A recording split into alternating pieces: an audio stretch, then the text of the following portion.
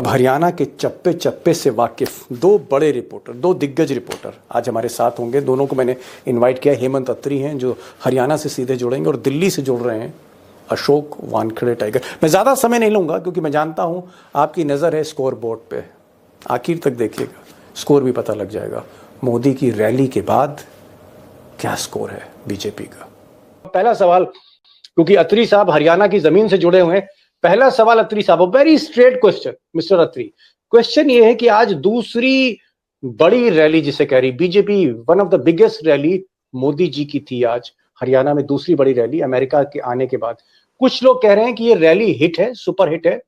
मोदी जी ने आज पूरा मजमा बांध दिया है, समा बांध दिया है। और कुछ कह रहे हैं कि ये रैली फ्लॉप थी, it was a flop rally. मुझे नहीं मालूम सच्चाई क्या है, दोस्तों को भी नहीं मालूम। अत्री साहब, आपकी आंखों से, जुबान से सुनना चाहते हैं, सच्चाई क्या है? Was it a flop, was it a super hit? जो गोहाना में रैली हुई आज, उसमें जो टेंट लगाया गया था उसकी डायमेंशन सुन लीजिए, फैसला जनता कर लेगी, दर्शक कर लेंगे, सारे सुबुद्धि दर्शक है हमारे। हरियाणा के अंदर जितनी भीड़ रैलियों के अंदर टेंट में होती है, उससे कई गुना भीड़, आपने हमेशा से देखा है, कई गुना भीड़ 10-12 किलोमीटर के दायरे में होती है। उसको हम रैली कहते हैं। पहले तो मेरी आपत्ति इसी बात में है कि इसको रैली कहा जा रहा है। ये रैली नहीं, ये जनसभा थी। एक बात। अब केवल डायमेंशन सुन लीजिए, straight answer. 36 metre into 120 metre के दायरे में टेंट लगा था। 36 metre into 120 metre, I am talking in straight terms. और जब मैंने 36 मीटर चौड़े, 120 मीटर लंबे, ठीक, ओके जी। मैंने टेंट वाले से स्पेसिफिक सवाल पूछा, भाई ये टेंट आपने लगाया? कहा साहब हाँ, क्योंकि साउंड वाउंड सब वही लगाते। मैंने कहा साहब चेयर कितनी लगाई? उसने कहा साहब 10,000 चेयर लगाई। अब आप बता दीजिए ये रैली थी या जनसभा थी हरियाणा के स्टैंडर्ड के हिसाब से? एक सीधी बात और बता दूं आपको दर्शकों के लिए। आज से ठीक 11 साल 10 दिन पहले 15 सितंबर 2013 को मैं एडिटर होता था हरियाणा में। रेवाड़ी में प्रधानमंत्री पद के दावेदार जब ये घोषित किए गए थे, आपको ध्यान होगा, पूर्व सैनिकों की रैली की थी मोदी जी ने। वहां पर 1.5 से 2 लाख लोग थे, मैं खुद था। ओके। और आज 11 साल 10 महीने के बाद, 11 साल 10 दिन के बाद मोदी जी उसका 10% भी नहीं रह गए हैं। ये मैं आपको तथ्यों के साथ बता रहा हूं। मोदी जी ने जो पहली रैली करी जब वो प्रधानमंत्री के उम्मीदवार हुए रेवाड़ी में, जिसको अत्री साहब ने अपनी आंखों से देखा और आज भी इस रैली को ये फॉलो कर रहे थे, इन्होंने कहा कि ये जो 10 साल हैं, काफी पानी बह गया यमुना में। 10% भी रैली नहीं, 11 साल 10 दिन, 11 साल। अत्री साहब, माय क्वेश्चन इज कि अगर ये मोदी की सेकंड रैली, पहली रैली फ्लॉप, सेकंड रैली भी अगर आपको लग रही है कि उस तरह का क्राउड नहीं है, उस तरह का माहौल नहीं है, और मिस्टर खट्टर जो हैं वो अभी भी मिस्टर इंडिया बने हैं, नहीं उनका कहीं पता लग रहा है। आज भी मोदी जी ने खट्टर के बारे में कुछ नहीं कहा, खट्टर मोदी जी के मंच पे नहीं थे। कंगना रनावत ने बाकी कसर जो है पूरी करी दी। उन्होंने कहा कि ये काले कानून वापस होने चाहिए। बीजेपी में एक इनडिसिप्लिन दिख रहा है। आपको क्या लग रहा है कि बीजेपी किस दिशा की तरफ बढ़ रही है? अगर मोदी जी जैसा मांझी इस नाव को नहीं संभाल पा रहा, तो बीजेपी की नाव का फिर क्या हाल होने वाला है 8 अक्टूबर को? दीपक जी, मोदी जी जो है ना, वो चढ़ती कला के मांझी है, डूबती नैया के मांझी नहीं है, माफ कीजिएगा। आज इसको फर्क समझना पड़ेगा आपको। तो बेसिकली आपने कहा कि खट्टर साहब गायब हो गए। मैंने खट्टर साहब को ढूंढ लिया है, आपके दर्शकों के लाभ के लिए बता दूं। जिस समय ढूंढ लिया मैंने उनको, और पूरी जिम्मेदारी के साथ। जिस समय मोदी जी, एक इनाम तो बनता है आपको फिर। जिस समय मोदी जी गोहाना में इतनी भारी जनसभा कर रहे थे, रैली में नहीं कहूंगा उसको, उस समय माननीय मनोहर लाल खट्टर जी, जो उनके बाल सखा, उनके लंगोटिया यार, उनकी तमाम चीजें, उनके चेले, परम शिष्य, उस समय मनोहर लाल जी नारायणगढ़ के अंदर, जो नायब सिंह सैनी की पिछली कंस्टिट्यूंसी थी 2014 में जी, वहां के मिलन पैलेस के अंदर एकत्र हुए उनके समर्थक, और वहां उसके साथ ही ग्राम देवता का एक बैंकेट हॉल है जिसको खेड़ा बोलते हैं। उस समय माननीय मनोहर लाल जी 400 लोगों की भारी भरकम रैली को संबोधित कर रहे थे। इसको मैं रैली कहूंगा। ये बीजेपी के नए स्टैंडर्ड्स हैं, ये नए डेराइव्ड स्टैंडर्ड्स हैं। और माफ कीजिएगा, आज से ठीक 11 दिन पहले, आपको याद होगा 14 सितंबर को उसी कुरुक्षेत्र में उन्होंने रैली की थी, जिसका एक धार्मिक संदर्भ भी है। जैसे आपका अयोध्या का संदर्भ है, वैसे ही वहां का संदर्भ है। वहां पर 5,000 आदमी आए थे, मैंने बताया। उसके बाद हमने वीडियो भी दिखाई सारी। आज भी आपके पास एक्सक्लूसिव वीडियो है उस रैली की, मैंने भेजी आपको।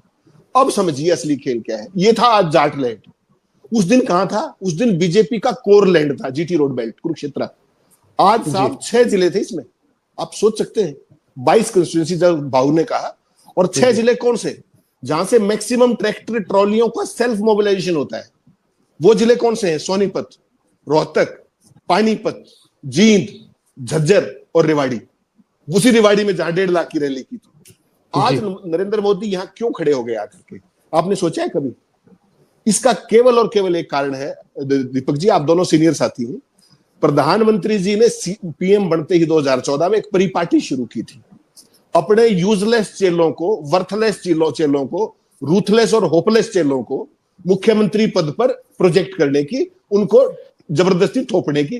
That is what you called parachute chief ministers.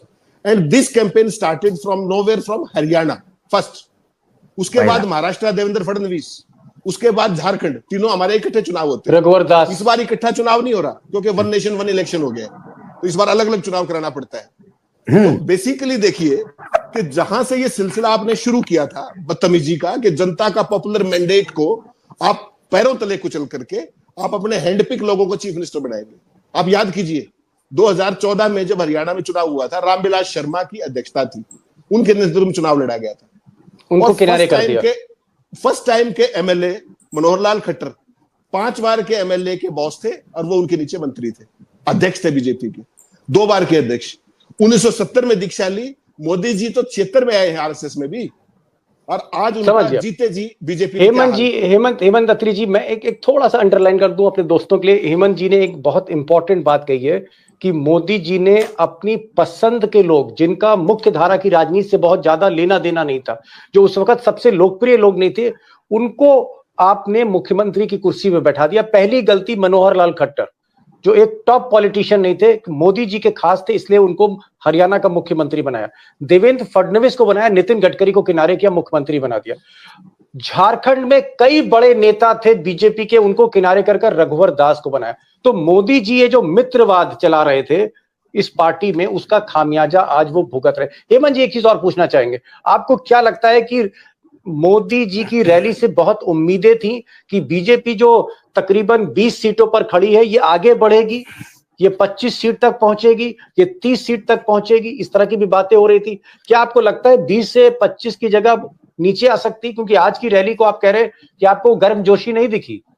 Deepak ji, मैंने आपको एक बात कही थी कि हरियाणा में आपको कुछ करने की जरूरत नहीं है, मोदी और खट्टर को घुमा दीजिए पूरे हरियाणा में, तो आधा हरियाणा तो वो घूम गए हैं। मोदी और खट्टर को हरियाणा में घुमा दीजिए, बाकी काम जनता खुद ही कर देगी। तो मोदी जी ने एक आधा काम कर लिया है, कुरुक्षेत्र में दर्शन दे दिए हैं, आज गोहाना में दे दिए हैं, 2 जगह उनके दर्शन और होने हैं अभी एज पर शेड्यूल। हिसार आना है उनको और उसके बाद पलवल आना है। और मनोहर लाल जी, आपको पता है, ये बैंकेट हॉल्स में रैलियां कर रहे हैं, खेड़ा में रैलियां कर रहे हैं।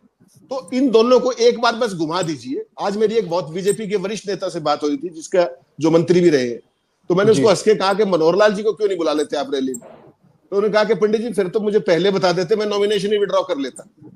मगर पिछली बार भी तो आपका काम उन्होंने ही किया था। यहां हालत खड़ी है साहब, हाथ जोड़ रहे बीजेपी के कैंडिडेट के, प्रभु हमारे यहां बताओ।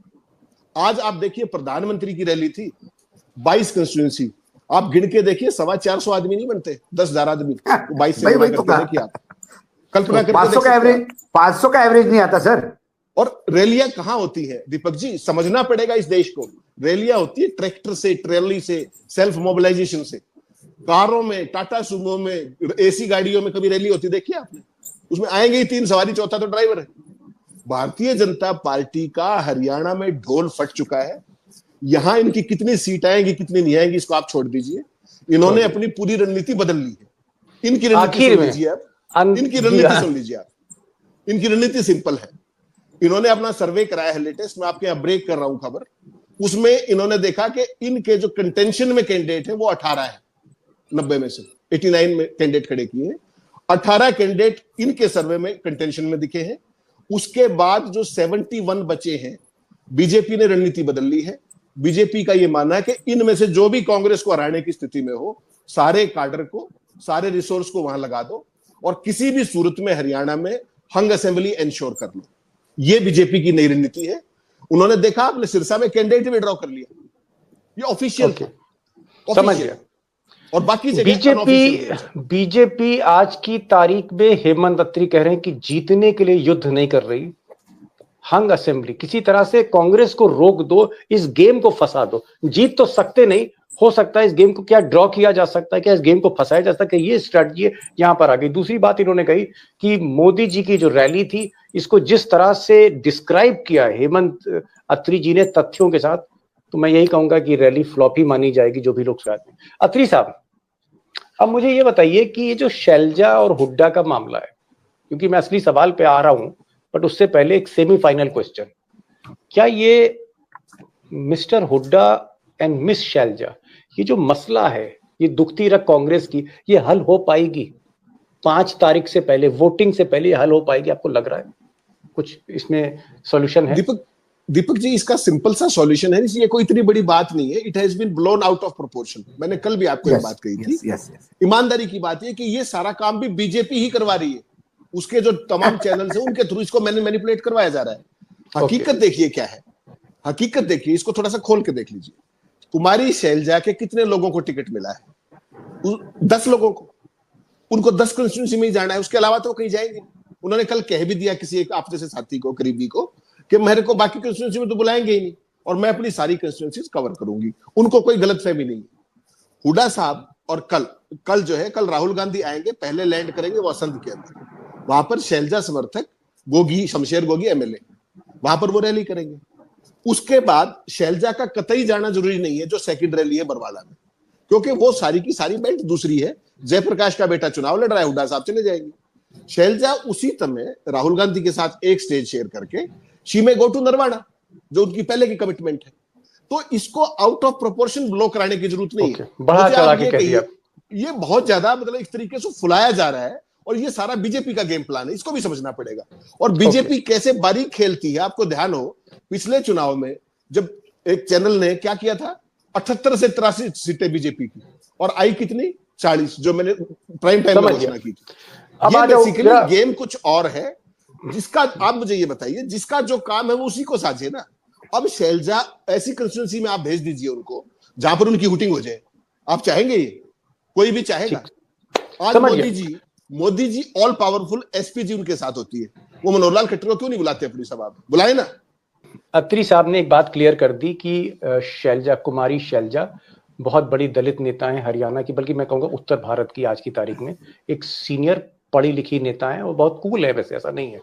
शैलजा और भूपेंद्र हुड्डा एक पावरफुल, आप कह सकते हैं जाट नेता, हरियाणा के नेता, मुख्यमंत्री रहे, उनके बीच में जो झगड़ा है, इसको बीजेपी ज्यादा हवा दे रही है। ये झगड़ा इतना बड़ा नहीं जितना दिखाया जा रहा है, ये मिस्टर अत्री का कह रहा है। मिस्टर अत्री, अपना फाइनल क्वेश्चन, और आप समझ के फाइनल क्वेश्चन मेरा क्या है। आपकी अग्नि परीक्षा मैं लेता हूँ। अभी तक आप मोदी जी की अग्नि परीक्षा ले रहे थे, हुड्डा की ले रहे थे, अब मैंने कहा आपकी भी अग्नि परीक्षा ले ले। ये बताइए आज का स्कोर, आज का स्कोर सूरज ढलने के बाद आज की तारीख में बीजेपी कहां खड़ी है, कांग्रेस कहां खड़ी है सूरज ढलने के बाद? दीपक जी वैसे जाती है ये मेरे साथ। नहीं देखिए, आज की रैली के बाद एक चीज मैं, देखिए सीधे सीधे, मैं हरियाणा गया नहीं, हरियाणा में आप बैठे हो, चप्पे चप्पे पे आप घूम रहे हो, पूरी उम्र पत्रकारिता की हरियाणा में गुजार दी, कोई ऐसा नेता नहीं, विधायक नहीं जो अत्री साहब को जानता ना हो। तो आप ही से पूछूंगा सर, अगली परीक्षा आपकी है। देखिए, 2 चीज है, एक तो आप पूरा हरियाणा आप दोनों का इंतजार कर रहा है, आप आइए और हम सारे घूमेंगे इकट्ठे। पहली बात तो ये, अभी 7-8 दिन बचे हुए प्रचार में, एक बिल्कुल आइए। दूसरा, आपने कहा कि अब स्कोर क्या है। जी हाँ, वो आइए। बात है, कल रात को अगर मुझे ठीक से याद है तो कल मैंने कहा था कि 15 बीजेपी क्रॉस नहीं कर रही है। आज की रैली के बाद, जनसभा के बाद, सॉरी, आज की विशाल जनसभा के बाद मैं ये दावे के साथ कह सकता हूं कि मैं उसी चीज पर कायम हूं। बीजेपी 15 से एक भी सीट आज भी क्रॉस नहीं कर रही है। एक आध सीट कम हो सकती है फालतू। 90 में से 15 प्लस आप कह रहे हैं, चलिए ठीक है। बीजेपी 15 प्लस, यानी आपने 20 से 5 और घटा दिए, कल 15 से 20 कह रहे थे आप। चलिए कांग्रेस बता दीजिए।